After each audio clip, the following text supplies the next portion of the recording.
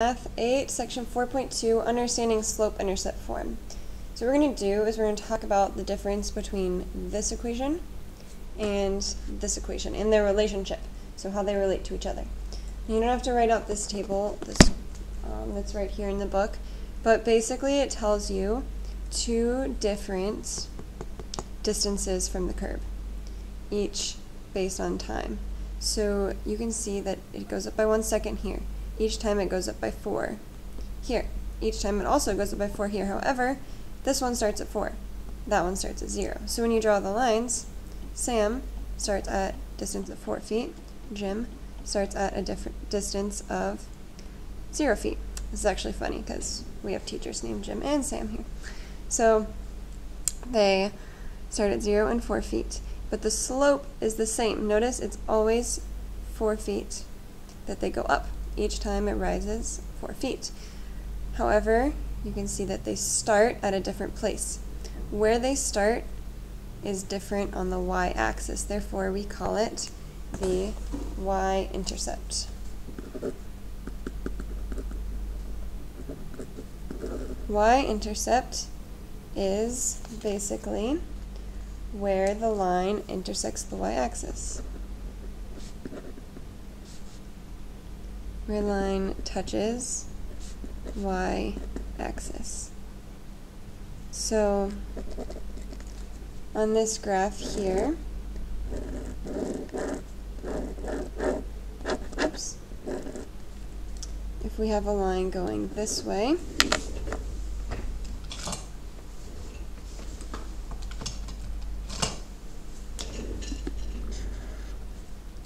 the y-intercept is going to be 0 because it intersects the y-axis at 0.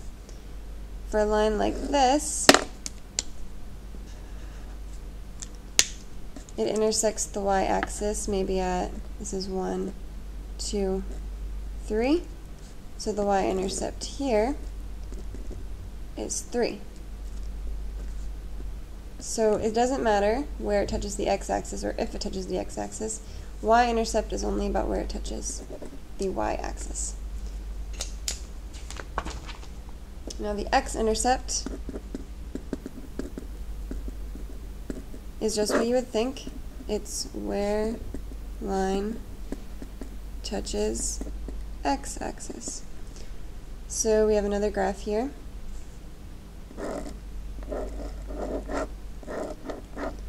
And notice that on this line here, oops, that should be going through 0, the x-intercept is 0.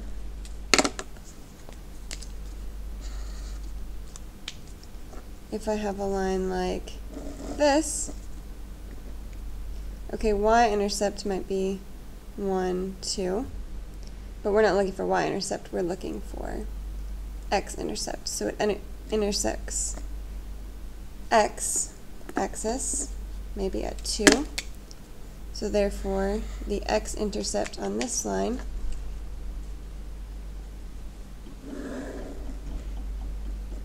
is 2. So we have 0 for this line is the x-intercept, 2 for this line is the x-intercept. And the slope-intercept form tells you actually where the y-intercept is.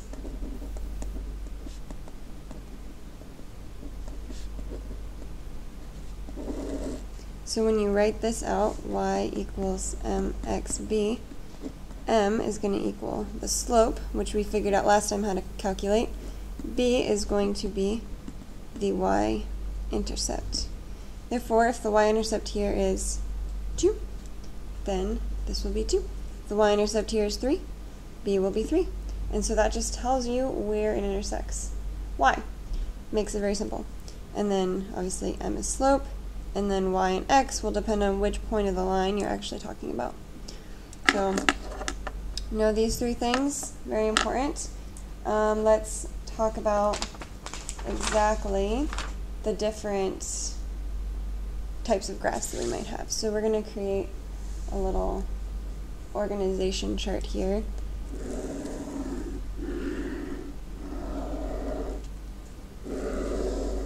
Of 4 different situations that we might have. So divide in half this way. Here are 4 different situations. The first one, it might pass through origin of 0, 0. Remember, that's a direct proportion. So it passes through the origin of 0. It could go this way, or it could go this way. Notice in either of those cases, O here, the middle, is 0, 0. So therefore, y is going to equal mx, because we can't add b. That should be plus. We can't add b up here because we would just be adding 0, so we don't need to. So it's just y equals mx. In this case, the slope is going to be positive. So m is greater than 0 because slope is positive. In this case, m is going to be less than 0 because slope will be negative. It's going down. So that's the only difference between these two. Another case we could have is that it intersects the y-axis.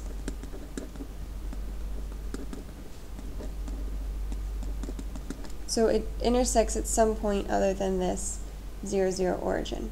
So therefore, whatever the point is, wherever it intersects, is going to be 0 and b.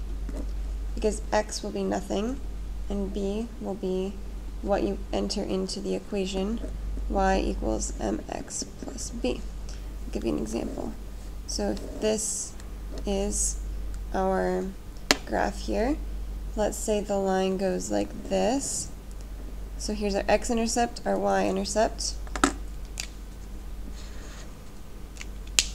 Well, this y-intercept is going to be 0, moving left and right, because x is 0, but y is going to be b. So whatever this number is, it's 1, 2, 500, that's b, and that's what you put into this equation.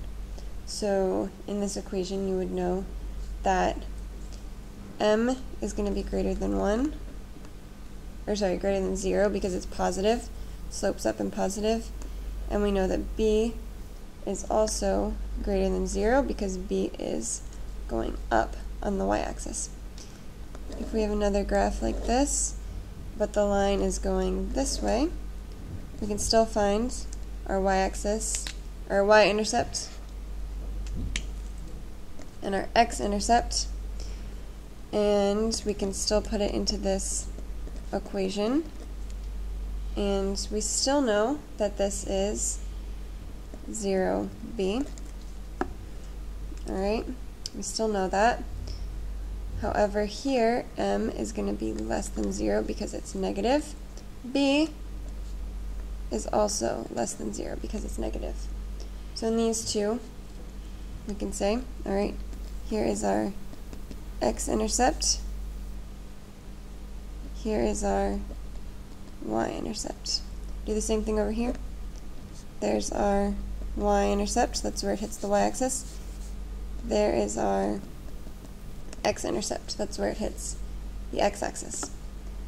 Let's try another one. Region of a line parallel, passing through point 0b. Okay, so this one is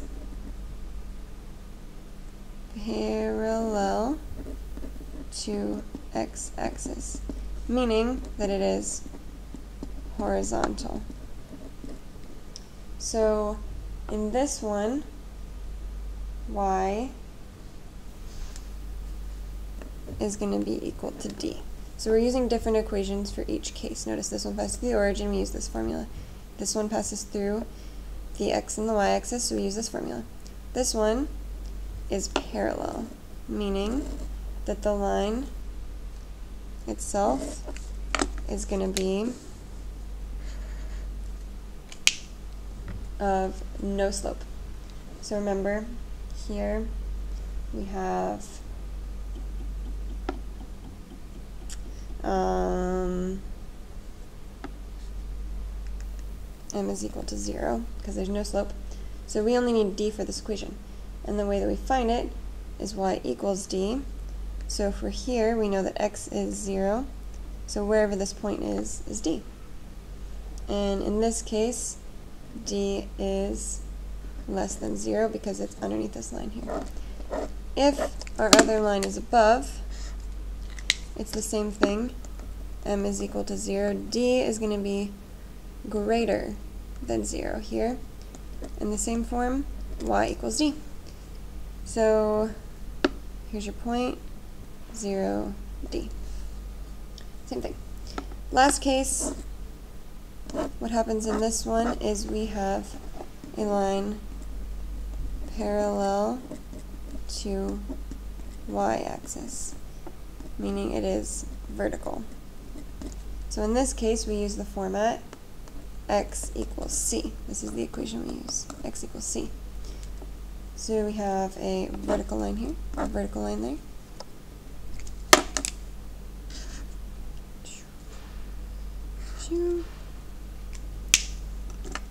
So on the left, c is going to come from x. So it's c to the left, plus there's no y, so that's 0. Same for this one, c to the left, and there's no y, so that's 0. Now, x is whatever c is, so in this case, c is going to be less than 0. In this case, c is going to be greater than 0. Remember, this one has an undefined slope.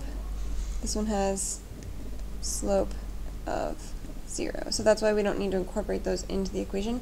It's y equals d and x equals c. Okay?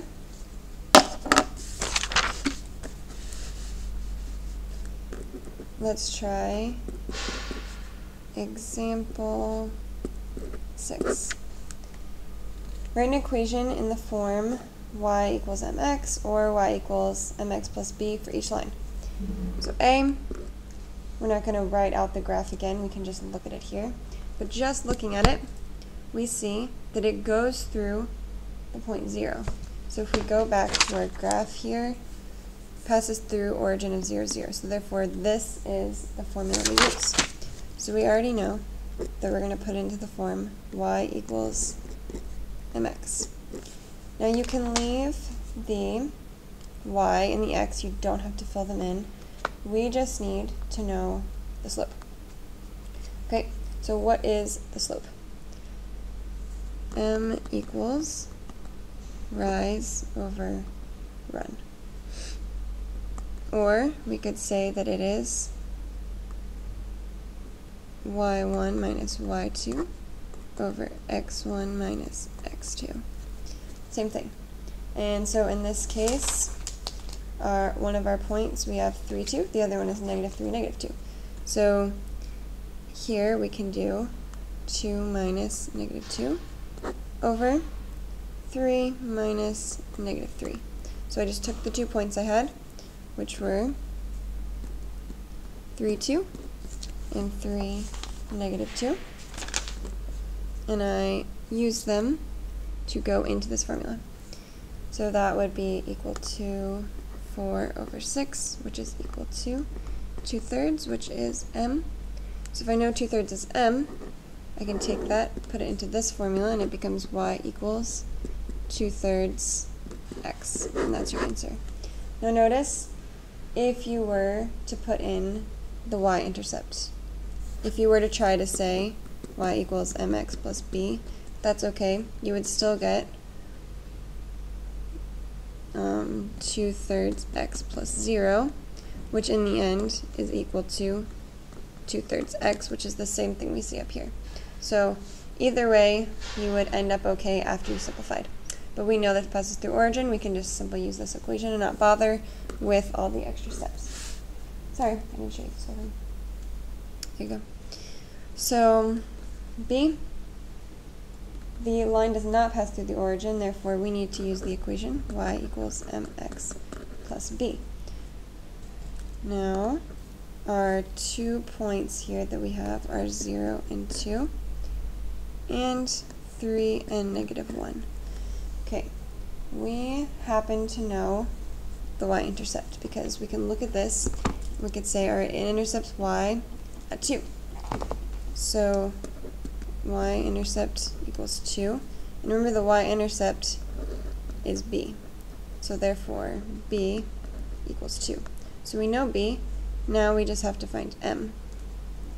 Remember, m, we're going to use these. So we can say y1 minus y2 over x1 minus x2. And so I could take my y1, which is 0, minus y2, which is 3, over 2. Sorry, I did that backwards. This is x1, that's y1. This is x2, that's x1, x2. x1, y1, x2, y2. Got it. x1, y1, x2, y2. So when I make this formula, it's actually 2 minus -1 over 0 minus 3, which is equal to 3 over -3, which means that m is equal to -1. So we know m, we know b, we can put it into this formula. Y equals -1 x plus 2. Simplifying, we would just say y equals -x plus 2. And that's the answer. Try this on guided practice. 1, 2, 3, and 4.